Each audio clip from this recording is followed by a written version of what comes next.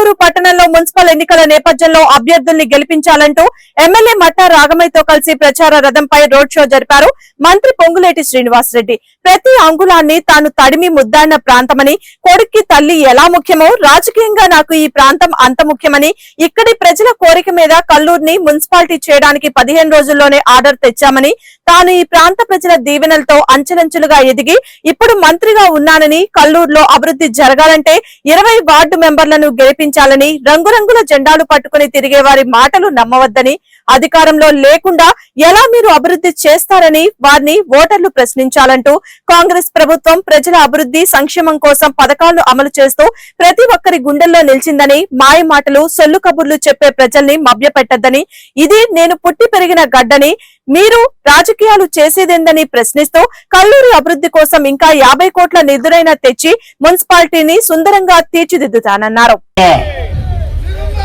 11వ తారీఖు జరుగు కల్లూరు మున్సిపల్ ఎన్నికల్లో మీ అందరి గుండెల్లో ఉన్న ఇందిరమ్మ పార్టీ, రేవంత్ అన్న పార్టీ, సీనన్న పార్టీ, తుమ్మల గారి పార్టీ, బట్టి గారి పార్టీ, రాగమయ్య దయానంద్ గారి పార్టీ, కాంగ్రెస్ పార్టీ అభ్యర్థులు 20 మంది ఈ వ్యాన్లో ఉన్నారు.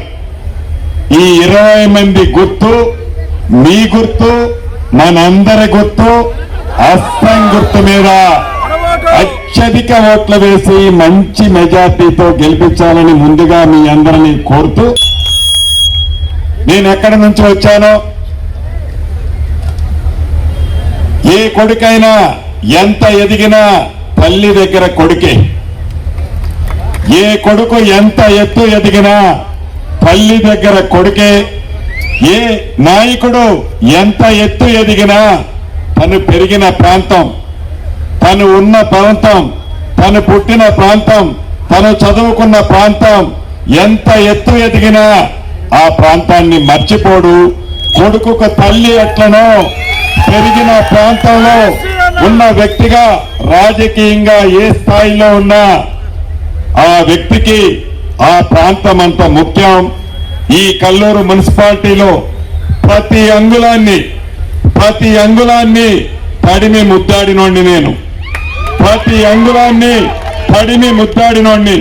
ఇక్కడ పుట్టి పెరిగి ఈ ప్రాంత మనుషుల దీవెనలతో ఈనాడు గౌరవ ముఖ్యమంత్రి రేవంత్ రెడ్డి గారి కేబినెట్ లో ఒక మంచి 2-3 పోర్ట్ఫోలియోలు తీసుకొని నా ప్రాంత ప్రజలతో పాటు, నేను పుట్టి పెరిగిన ప్రాంతంతో పాటు రాష్ట్ర వ్యాప్తంగా అన్ని ప్రాంతాలలో మీరు తలెత్తుకొని గౌరవంగా గర్వంగా సీనన్న మావాడు, మా ప్రాంతం వాడు అనే చెప్పుకునే విధంగా మీ దీవెనలతో పరిపాలన చేస్తున్న వాణ్ణి. ఎలా వచ్చింది ఈ మున్సిపాలిటీ గురించి సోదరీమణి రాగమయ్య గారు, మిగతా మిత్రులందరూ చెప్పారు. నిజం, అది నిజం.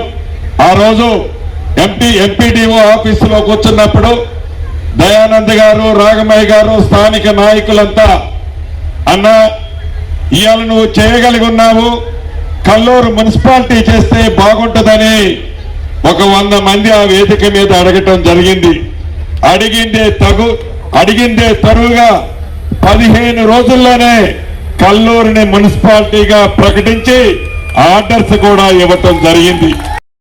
దానికి కారణం నేను పుట్టి పెరిగిన ప్రాంతం, నేను ప్రతి అంగుళాన్ని తడిమి ముద్దాడిన ప్రాంతం. ఇటువంటి ప్రాంతాన్ని అభివృద్ధి చేయాలని, అభివృద్ధి చేసే దాంట్లో మీ బలముతో, మీ దీవెనలతో, మీ ఆశీస్సులతో ఈనాడు రాష్ట్ర స్థాయిలో ఒక ఉన్నతమైన స్థాయిలో ఉన్న మీ సీనన్నగా చేయగలిగి ఉన్నాను, చేస్తాను కూడా. దీన్ని దృష్టిలో పెట్టుకొని ఏవైతే స్థానిక నాయకులు అభివృద్ధి చేయటానికి శక్తి వంచనగా లేకుండా చేయగలిగే శక్తి మీ దీవెనలతో ఈనాడు నా దగ్గర ఉంది. చేసి చూపిస్తాను. అనేక మంది రంగురంగుల కండాలతో మీ దగ్గరకు వస్తున్నారు. మాయ మాటలు చెప్తున్నారు. వారిని ఈ వేదిక మీద నుంచి ఒకటే ప్రశ్నిస్తున్నాను. అయ్యా, ఒకవేళ మీరు గెలిస్తే ఈ కల్లూరికి ఏం చేయగలుగుతారు? ఎలా చేయగలుగుతారు? ఏముంది మీ దగ్గర? ఎలా చేయగలుగుతారు? ఒక ఎమ్మెల్యే ఉన్నాడా? ఒక ఎంపీ ఉన్నాడా? ఒక మంత్రి ఉన్నాడా? ఒక ముఖ్యమంత్రి ఉన్నాడా? ఎక్కడి నుంచి నిధులు తీసుకొస్తావు? ఎలా అభివృద్ధి చేస్తావు? ఎలా అభివృద్ధి చేస్తావని ప్రేలేపనలు పాడుతున్నావు.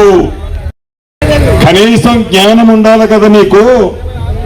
ఎలా చేయగలుగుతావు అని మీ ఓడలకి, మీ డివిజన్లకి, మీ వార్డులకి వచ్చినప్పుడు నిగ్గదీసి అడగండి.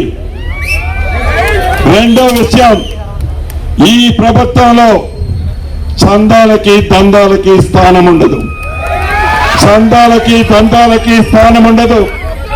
ఆనాడు ఒక వ్యక్తిని మనం గెలిపించుకున్నాం, పాముకి పాలు పోసాం, ఆ పాము విషము కక్కింది అని ఆ పాముని చిన్న పామైనా కూడా పెద్ద కర్రతో తలకాయ పగలగొడతాం.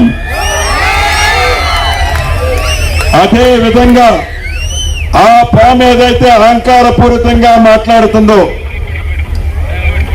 ఆ నాయకుళ్ళు వాళ్ళ తత్తులు ఎవరైతే అహంకారపూరితంగా మాట్లాడుతున్నారో, ఏ పని మీరు ఎలా చేయగలుగుతారో ప్రజల ముందు స్పష్టంగా చెప్పండి. ఎలా చెప్తారో మీరు చెప్పండి. ప్రజలను మభ్యపెట్టొద్దు, ప్రజలను మోసగించొద్దు, ప్రజల దగ్గర కొల్లగొట్టొద్దు. మాయ మాటలు చెప్పి, సొల్లు కబుర్లు చెప్పి, సొల్లు పురాణాలు చెప్పి చెయ్యలేని మీరు, అసమర్థత మీకు పట్టం కట్టినాడు, మీకు దగ్గరుండి నేను పట్టం కట్టిన నాడు ఈ కల్లూరికి ఏం చేశారో ఒక్కసారి మీరు ఆత్మ పరిశీలన చేసుకోండి.